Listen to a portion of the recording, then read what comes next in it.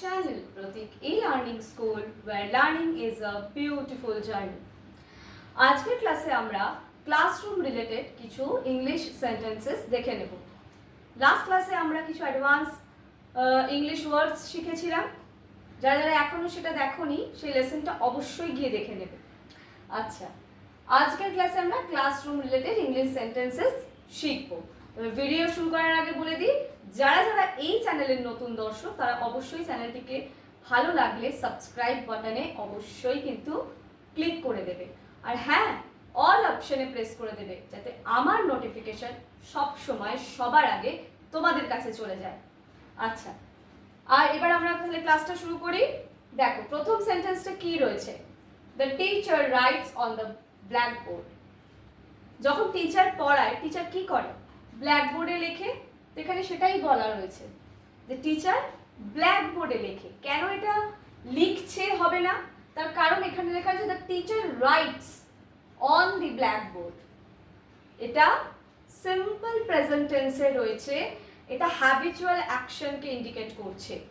ঠিক আছে, নেক্সট হচ্ছে students take notes during the lesson.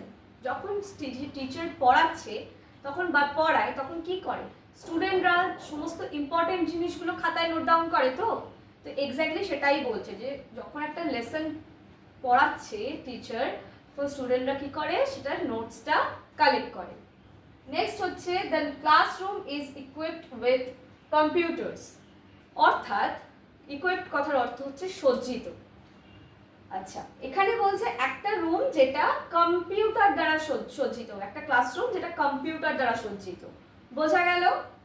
Next হচ্ছে the principal has visited our class today. অর্থাৎ প্রিন্সিপাল আজকে আমাদের ক্লাসে এসেছে বা এসেছিল।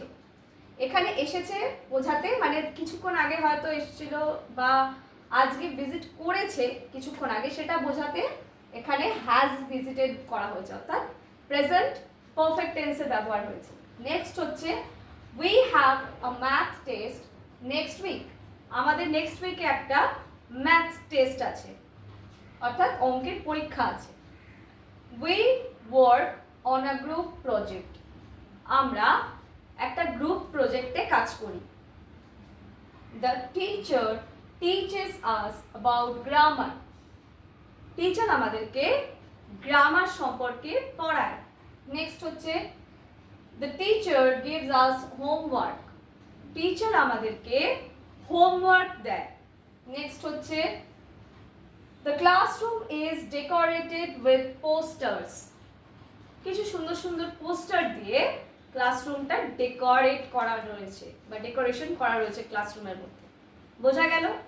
নেক্সট হচ্ছে এটা আমাদের সময় আমাদের ক্লাসরুমে থাকতো কি, পোস্টার্স থাকতো না, ওখানে বিভিন্ন ধরনের ছবি আটকানো থাকতো খুব সুন্দর সুন্দর। সেটা স্টুডেন্টদেরই আঁকা খুব সুন্দর ছবি দিয়ে বা আমাদের ক্লাসরুমের ভেতরে খুব সুন্দর করে ডেকোরেশন করা থাকতো, আমরাও দেখেছি এই জিনিসটা।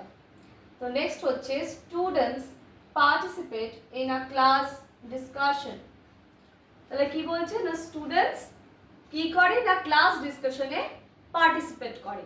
অর্থাৎ কি হয় না, ওরা প্রতিযোগিতাটাতে সামিল হয়, সেটার মধ্যে যুক্ত হয়। বোঝা গেল? আজকে এই 10টা সেন্টেন্স আমরা শিখলাম ক্লাসরুম রিলেটেড। এছাড়াও অজস্র এরকম সেন্টেন্স আমরা রেডি করতে পারি। চাইলে তোমরা, আমি তোমাদেরকে একটা কাজ দিয়ে দিচ্ছি, 5টা সেন্টেন্স, মিনিমাম 5টা ক্লাসরুম রিলেটেড সেন্টেন্স তৈরি করো, করে আমার কমেন্ট সেকশনে লিখে জানাও। কিচ্ছু করতে হবে না, শুধু লিখে জানাও। আমি ঠিক আমার টাইম মতো করে তোমাদের প্রত্যেককে যারা যারা কমেন্ট সেকশনে কমেন্ট করবে আমি সবারটা ভালোভাবে চেক করে দেবো, আর অসুবিধা হবে না।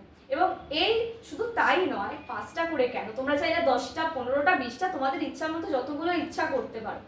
কিন্তু আমি বললাম যদি কমেন্ট সেকশনে এসে যারা কমেন্ট করছো অ্যাটলিস্ট 5টা সেন্টেন্স ক্লাসরুম রিলেটেড 5টা সেন্টেন্স আমাকে হোমওয়ার্ক হিসাবে অবশ্যই লিখবে।